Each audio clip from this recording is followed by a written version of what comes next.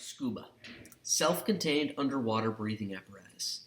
Scuba diving is when one dons this complex and extraordinary equipment and with its help plunges themselves into one of the most unforgiving and ruthless environments on the planet. Those who choose to delve beneath the waves face many dangers, not the least of which are nitrogen narcosis as well as the mild risk of combustion of the lungs.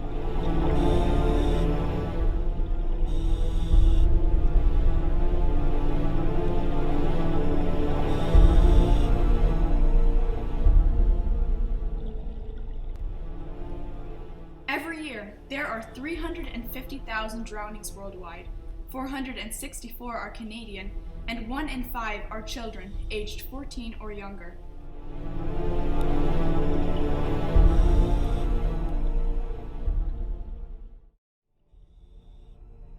When someone drowns in a body of water, it is virtually impossible to recover the body without the use of scuba.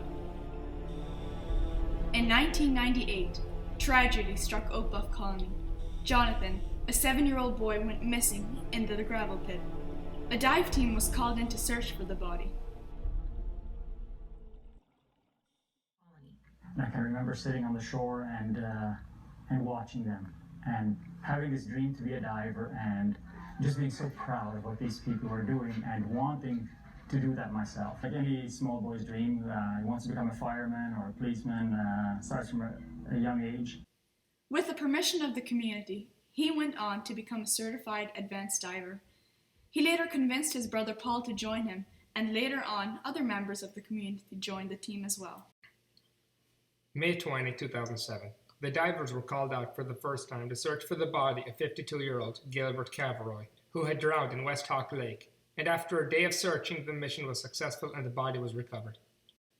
The team officially called themselves HART, for Hatarian Emergency Aquatic Response Team. July 13, 2016. HART was called out to assist RCMP in the search of a 17-year-old, Travis Bauman, who had disappeared near a Winkler area diversion dam. Paul Mendel was one of the divers who found the team. When somebody's been underwater for a couple of days, you know there's not going to be a happy ending, but there is a peaceful ending. Paul Mendel says he can relate to the helplessness that families feel when a loved one is presumed drowned. You've searched every conceivable nook and cranny on the colony, and there's one place you can't look, and that's under the surface. For the first time, HART worked closely with law enforcement and the community of the victim to help bring closure to the family. It sparked quite a lot of media coverage, and CBC News did a report of the incident.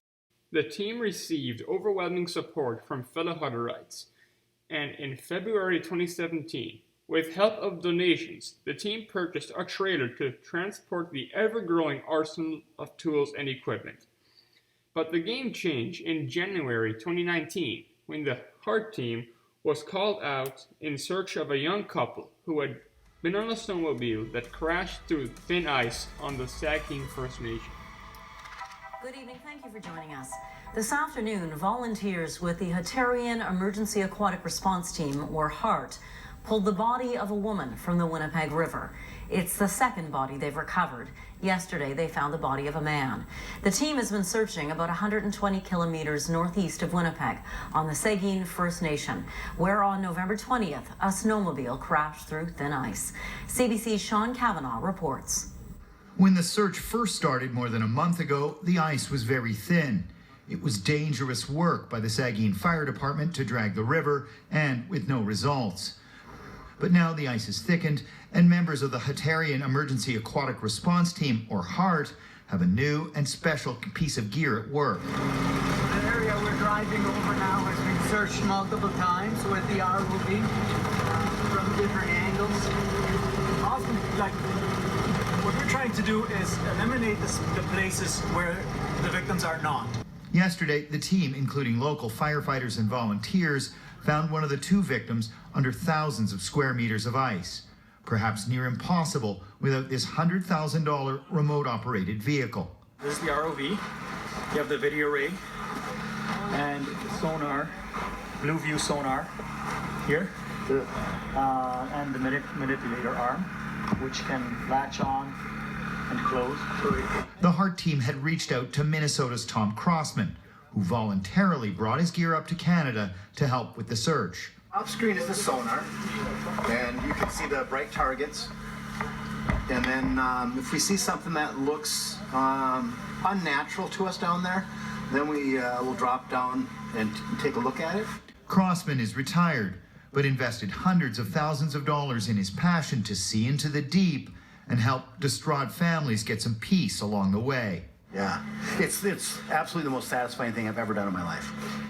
The same sense of accomplishment and contribution comes from the Hart team, two Hutterite brothers that started their volunteer dive crew more than a decade ago. We feel a sense of elation, and we think immediately of the family and the joy it'll bring them to be able to bring the body of the loved one home.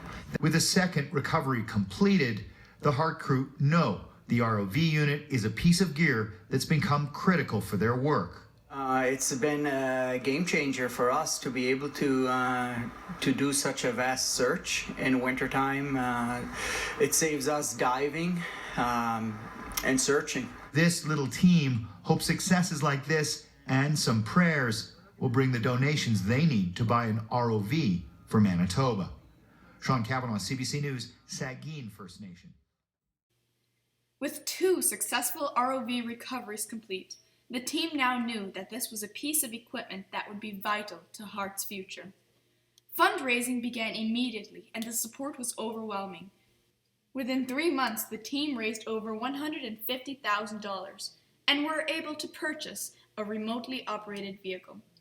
Hart continued to respond to calls and develop ties with law enforcement and Hutterite communities. Up till December of 2019, Hart continued to receive 8 more callouts. 3 of these were located by Hart. In January 2019, Joshua Hofer of Netley Colony, who drowned in their gravel pit, was found after a day of searching. In August 2019, Bradley Anderson, who drowned in the Whiteshell River, was found after 2 days of searching. Most recently, the team found the body of Hunter Skaritsko, who was found after half a day of searching in the Red River. The Hart team continues to do its best to help families and communities in need, and hopes to be able to work even more closely with law enforcement to be able to reach as many people as possible.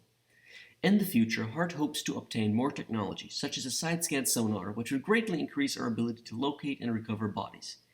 In conclusion, in the 10 years since its conception, Hart has grown immensely and accomplished a great deal. The team intends to continue to help families and communities for many years to come.